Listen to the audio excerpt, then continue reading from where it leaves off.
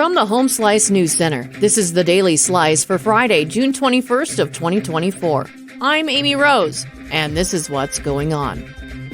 Authorities have released the name of a 47-year-old man who died Monday afternoon in a single-vehicle UTV crash 6 miles northeast of Piedmont.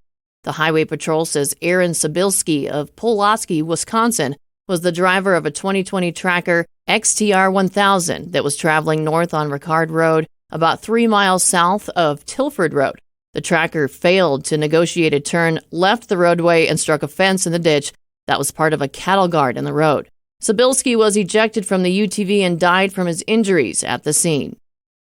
Rapid City Police have arrested a 32-year-old man in connection with an early morning homicide. Here's Gary Matthews with those details. Michael Flores Jr. was arrested for first-degree murder Thursday in connection with the death of a male who was found near the Cornerstone Rescue Mission.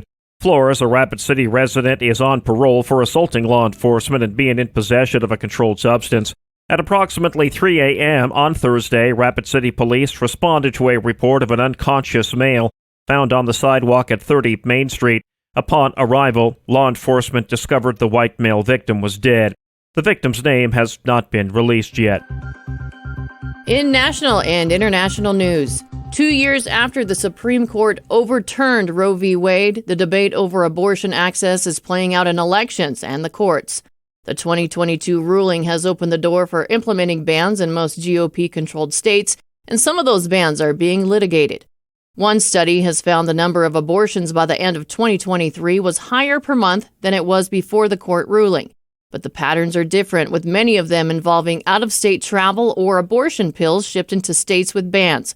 Abortion is on the ballot in 4 states this year and may be on the ballot in several more. Armenia said it would recognize a Palestinian state, prompting Israel to summon its ambassador for what the foreign ministry described as a severe reprimand. Dozens of countries have recognized a Palestinian state, though none of the major Western powers has done so. Palestinians believe the recognitions confer international legitimacy on their struggle, especially amid international outrage over the humanitarian crisis in Gaza.